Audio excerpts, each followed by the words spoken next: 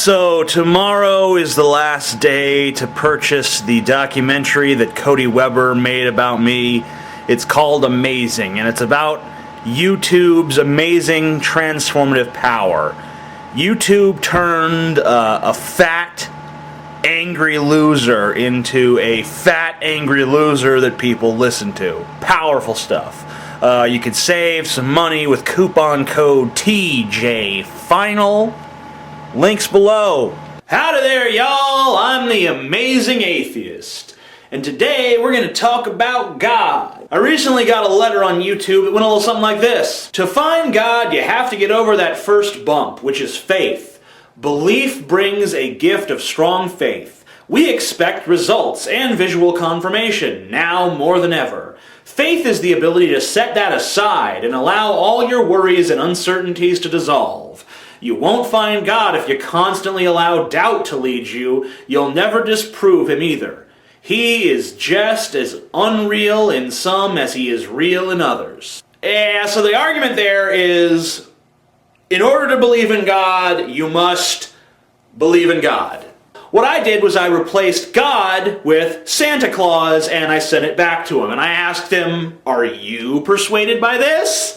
And he responded the way most Christians do when you try to equate God with Santa or the Easter Bunny or Odin or Thor or the Flying Spaghetti Monster or unicorns or dragons or any of that stuff.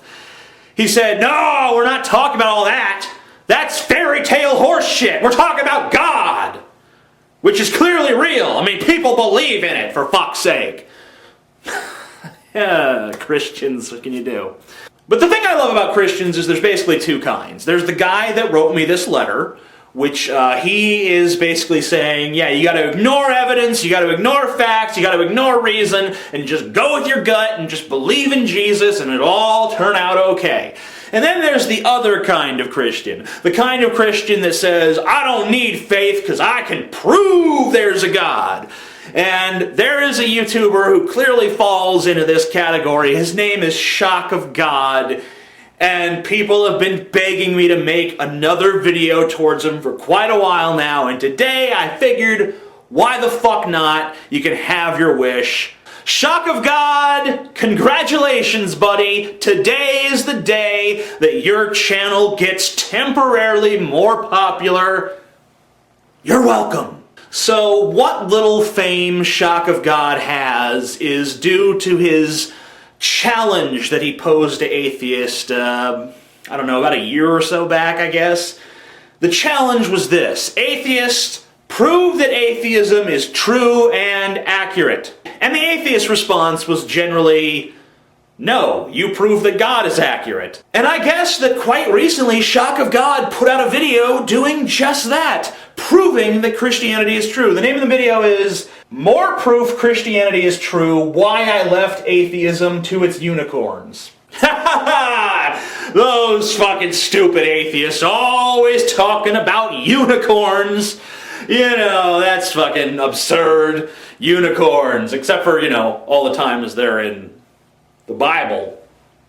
You know, this, is it 1, 2, 3, 4, 5, 6, 7, 8 times. 8 times the Bible mentions unicorns.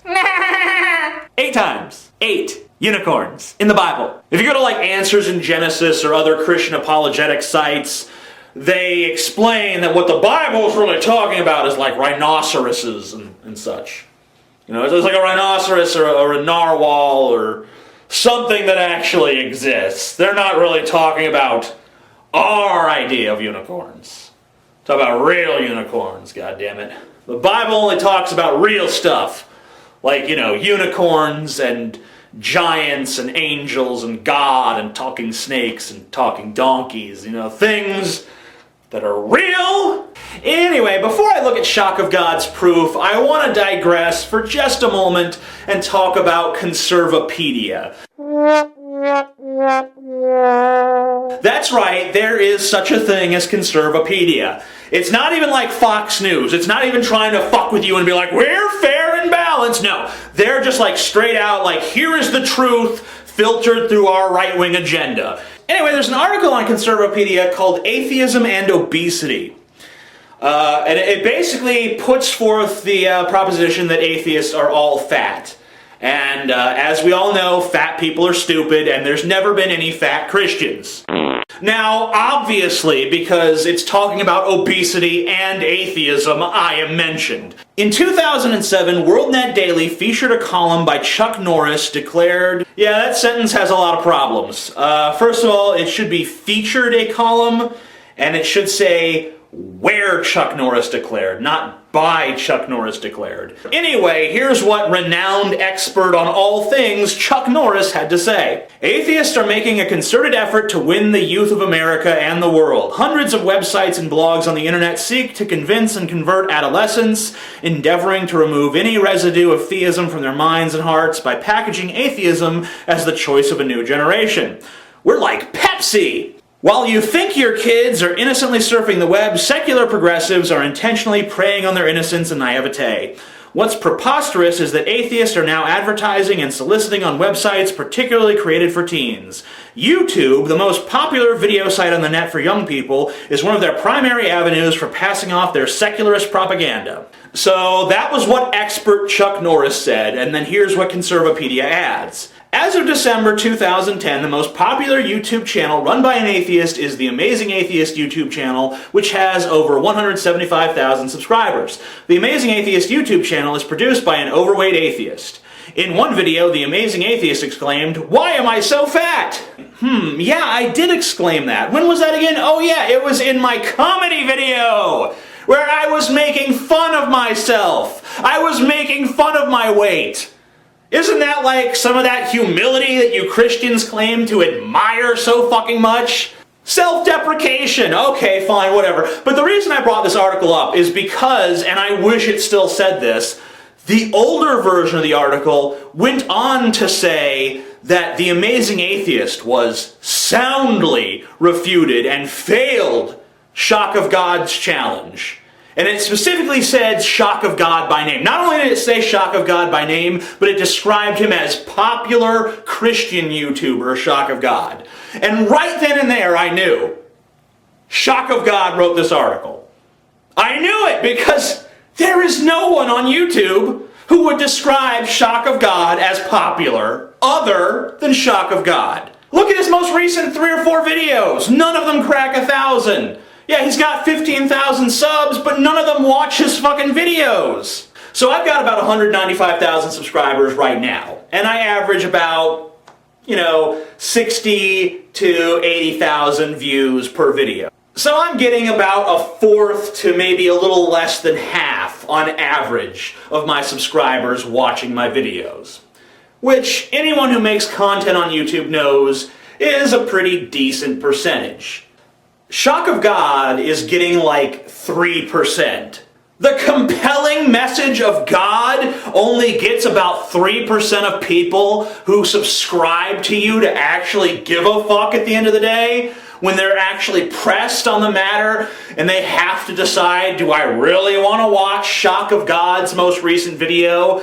Over 90% of them say, nah, just don't feel like it, just don't wanna. I mean, I'm a Christian, I subscribe to him to give him some support, but fuck it, I can't watch that shit. It's just, he's so boring.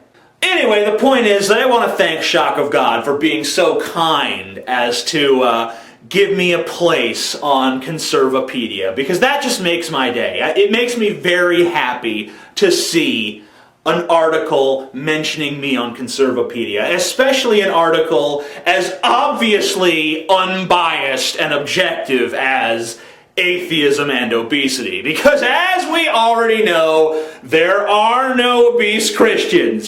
Okay, so let's get beyond all that and let's focus on Shock of God's video that proves Christianity.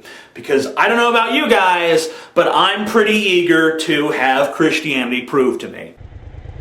I could not find any scientific proof, evidence, anything, even philosophical evidence, historical evidence, anything that proved atheism was true.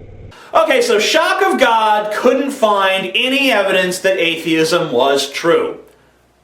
Who cares? Who gives a fuck? I don't understand why this guy can't get it. Well, I do understand why, but I can't believe. I can believe. I guess I should just say that I find it incredibly amusing that this guy cannot wrap his little head around the notion that atheism is not a positive assertion of fact. Atheism is not the bold declaration, there is no God and I will prove it to you all. It is only the declaration, I don't believe in God because I've not seen sufficient evidence for his existence. That's all it is. How can you prove that there is no God? I can only say that I don't believe in him because I find the evidence for him to be lacking. The assertion that there is a God, that's where the burden of proof lies. Look up the very evil history of atheism. The atheist regimes of Stalin, Pol Pot, Mao, Khmer Rouge, Kim Jong-il. So atheist regimes are responsible for genocide and murder, and okay, you know what? No. Wrong. Wrong again. It's the same shit you hear from conservatives like Lee Doran talking about how communism killed 100 million people. Communism has not killed anyone. Atheism has not killed anyone. Capitalism has not killed anyone. Religion has not killed anyone. You know who keeps killing people? Other people. Find me a single dictator or absolute monarch or government system on this planet that does not have the blood of somebody on its fucking hands. Now granted, communism killed a lot more people than most systems, and it was secular. But it was only secular in that it didn't believe in God. It was still extremely dogmatic, and it was basically a religion centered around the worship of government authority figures. If you look at the USSR, they basically set Lenin and Stalin up as gods. If you look at communist China, Mao basically set himself up as God. And as you know, just to prove to you that it is not true, we did a scientific experiment right here on YouTube. If you click below this video, you'll see the scientific experiment, all the links, where I challenged thousands of atheists on radio shows, TV shows, YouTube, to provide proof, evidence, anything that would show atheism is true, because there really is no yeah, reason us to believe atheists, it's true. man, we just cowered in fear of shock of God's question. So intimidated were we by his question. We ran away, we fled to the hills, we hid under rocks and cried. So terrified were we of his question. That's his narrative. Here's the truth. Your question is not only incoherent, but it also displays a lack of command of the English language, as well as a lack of understanding of what the key terms mean, as well as a sort of philosophical simpletonism. Extraordinary claims do require extraordinary evidence and corroboration. The extraordinary claims of religion do not become ordinary simply through the constant repetition of them by the religious.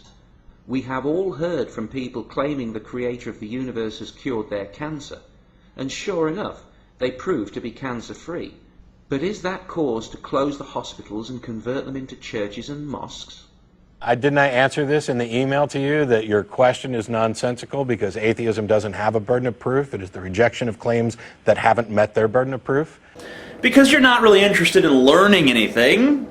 Of course you're not. You're here to bolster your belief. You're only interested in posing the question and then ignoring all valid responses and then saying, see? No one could answer my question. And whatever, dude. That's fun. It's all good. It's all cool. It's all right. So what proof or evidence is there? The proof or evidence that atheism is accurate and correct is the proof or evidence that theistic claims are incorrect.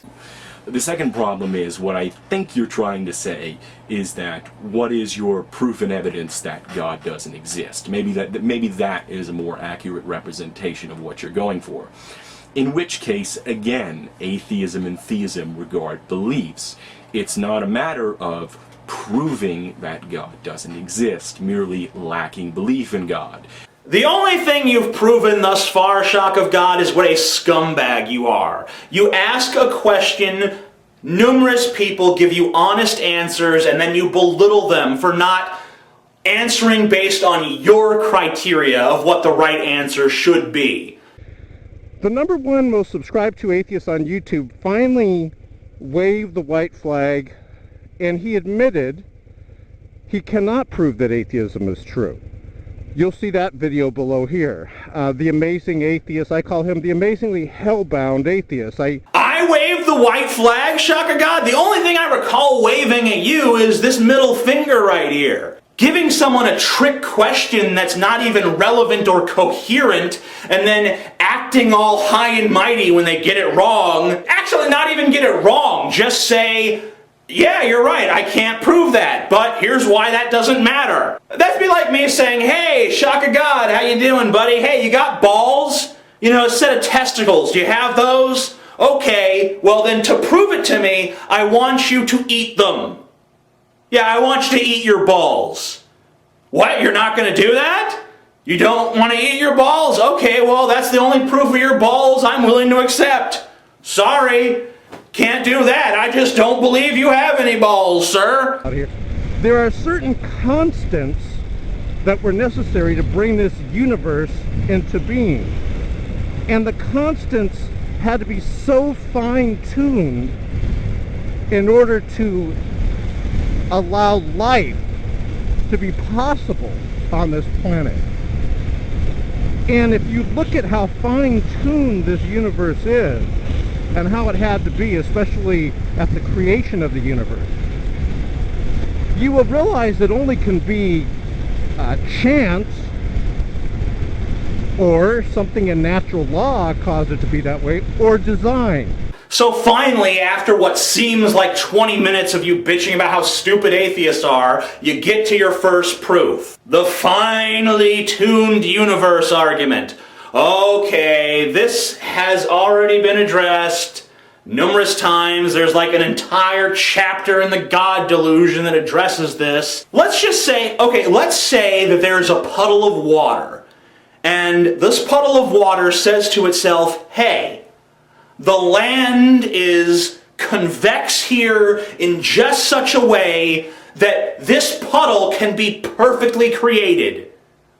Wow. Isn't your mind blown by that? That puddle of all puddles would exist? Because the contour of the land is perfect for that particular puddle's formation.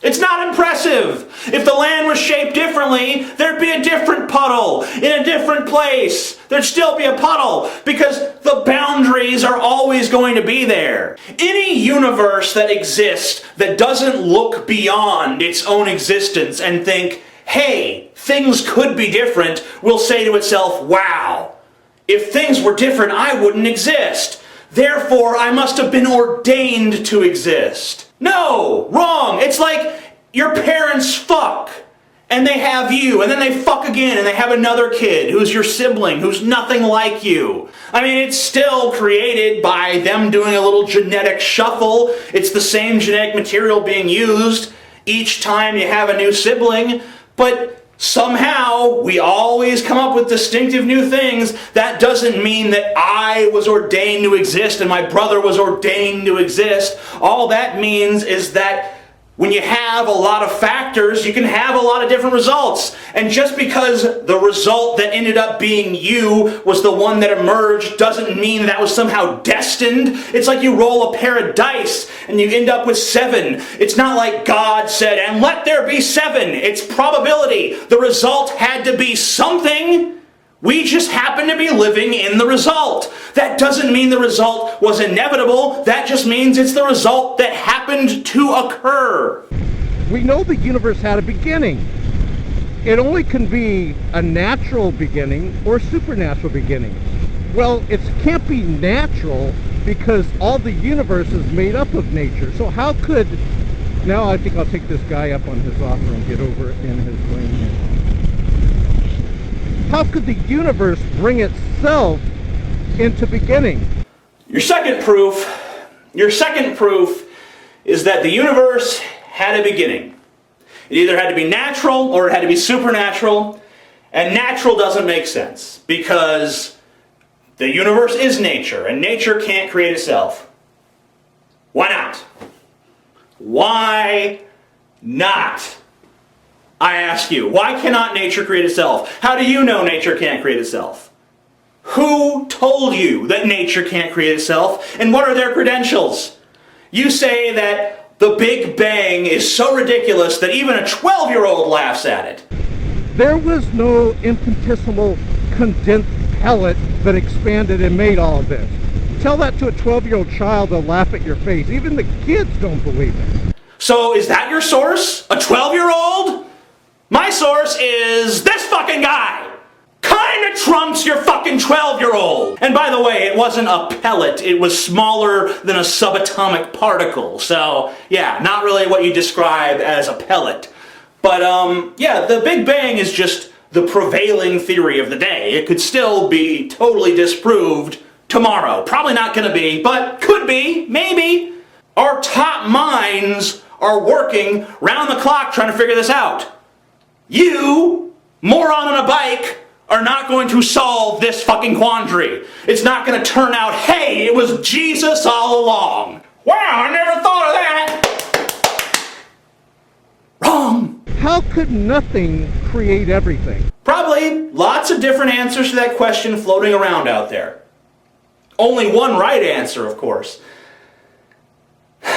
We don't know what that answer is. We just don't.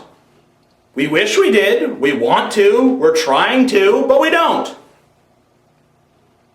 And you know what? When I say we don't, that includes you. You don't. I don't.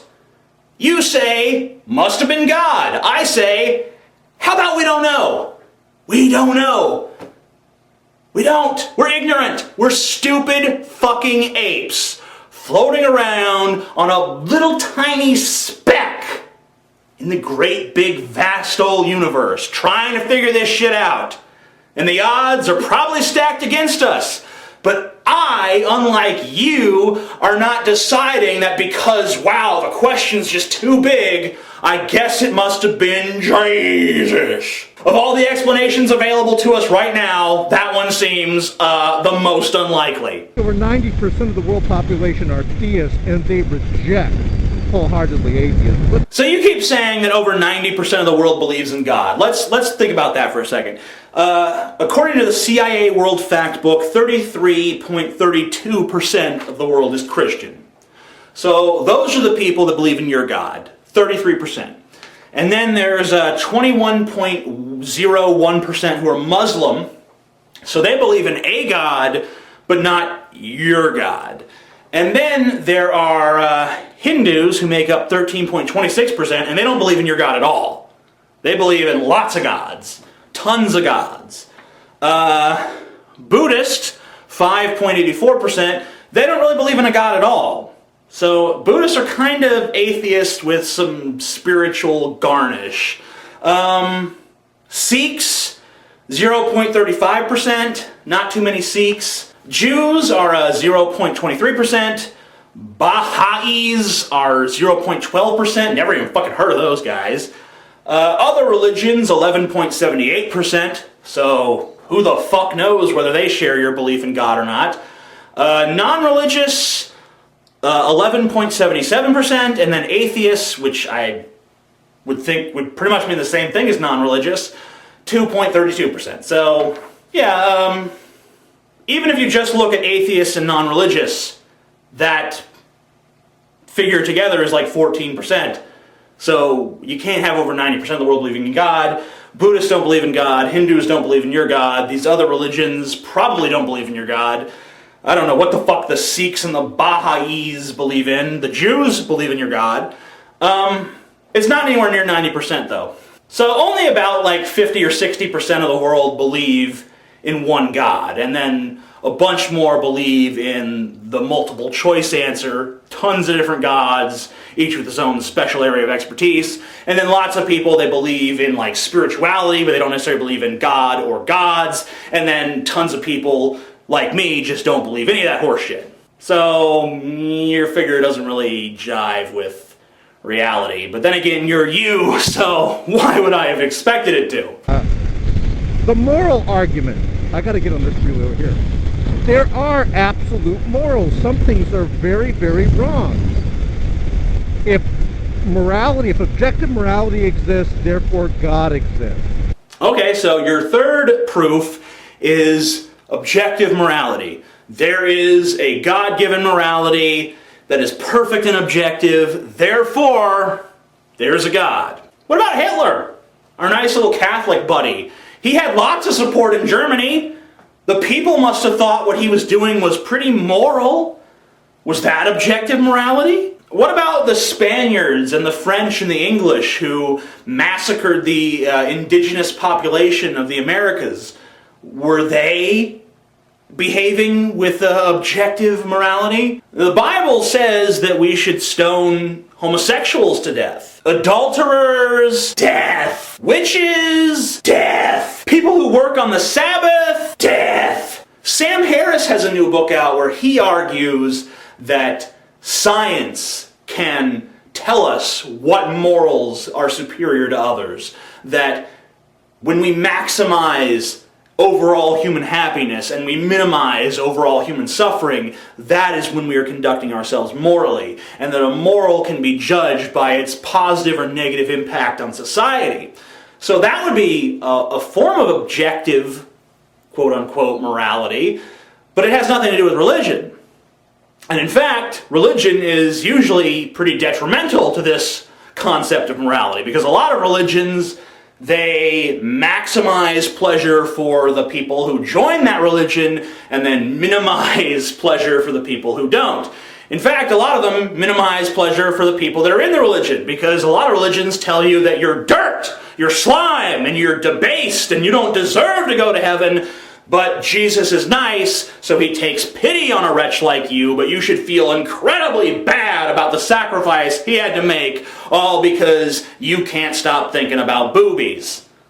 Now, let's go through the historical evidence of Jesus Christ. You know, when I was an atheist and I asked my Christian friends for proof and evidence, they said, hey, we have proof and evidence that Christianity is true. And you know, they did, but atheism had nothing. So your fourth proof is Jesus is real, yo! Yeah, he was probably a real person, even if there is serious historical contentions to be made to that, mostly owing to the fact that all the holy books that chronicle his life were written 60 to 100 years after he was dead. Why would these people die for the belief that they saw Jesus Christ? So, why would people die for their belief in Jesus? Okay, why would 918 people drink the poison Kool-Aid at Jonestown? Why would 74 cultists fight the US government to the death in the name of their Messiah at Waco? Why would 39 people, the males of which had castrated themselves, commit suicide for Marshall Applewhite in San Diego? Do the deaths of these people somehow validate the cults that they died for? I don't think so. It just shows that people are willing to die for crazy beliefs. Crazy beliefs that have no foundation in reality. I'll tell you something, we had an atheist in the chat room. If you click below here, shakanow.net, you'll see our chat room. I'm going to pick up more throttle here. And I asked the atheist, would you die for atheism?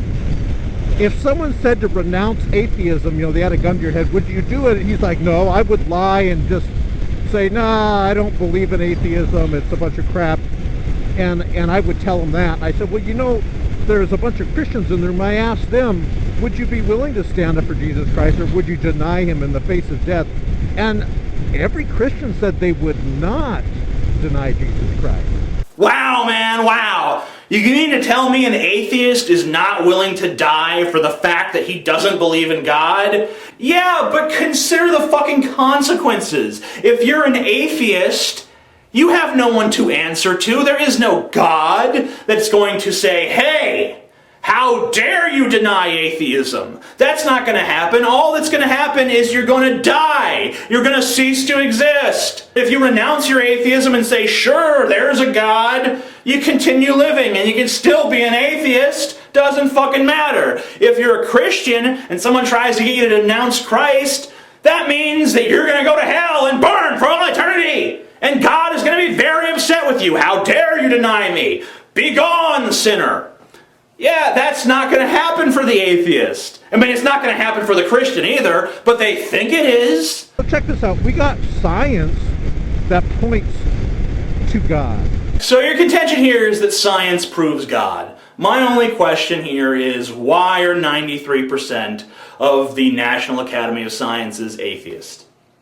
I mean, it's a fair question. I'm not saying, look how smart these guys are, and look how they're all atheists, therefore atheism is correct. I'm not saying that at all. What I'm saying to you is that if science clearly points to there being a God, then why don't men of science turn to God in greater numbers? Why does the exact opposite seem to be true? Why do these men that dedicate their lives to understanding the universe, to pursuing truth, why do these men turn away from God in droves? Why do they turn away from all religions in droves? Why do they turn away from all supernatural beliefs in droves? Because they're not concerned with their own comfort. They're not concerned with believing something that makes them feel all warm and fuzzy inside. They're concerned with finding the truth. And God just doesn't measure up. Another reason why I left atheism, guys, is it contradicts itself badly. Some atheists say it's possible for God to exist. Most of them say that. But they say, but even if he does exist, I don't want to worship him because he did atrocities. I said, name even one atrocity that God did, and they can't name it. Okay, so let me be sure I'm clear on this challenge. I have to name just one. Just one atrocity that God's committed. Okay, here we go. He flooded the earth. He destroyed the cities of Sodom and Gomorrah. He killed the firstborn child of every Egyptian. He commands numerous wars. He commands death sentences for things that we don't even consider crimes today, like being gay or a witch or working on Sunday. He condones slavery. He condones sexism. He condones racism. He condones pedophilia. And he condones rape. And that's just the Christian God. There's all sorts of new atrocities for the Muslim God. And the deist God, of course, is like all other gods in that he turns a blind eye to all human suffering. And not just human suffering, but the suffering of all life. They'll bring up Sodom and Gomorrah sometimes. He killed the whole town. And I go, well, the town was corrupt. They were trying to rape people that came into the town. Okay, so Sodom and Gomorrah don't count because there were rapists. Yeah, I'm sure that everyone was a rapist. All of them. Even like the small children, like the babies and the toddlers and the little like 2 and 3 and 4 and 5 and 6-year-olds. They were rapists too. So their death was okay. It was an entire town of rapists. That's believable. I believe that. I believe that such a town existed. Don't you? Oh, yeah, well, of course you do. Intelligent people, rational people, honest people, sincere people choose Christianity. So, shock of God, you say that intelligent, rational, honest people turn to Christ. But that can't be true. Because if that were true, you wouldn't be a Christian.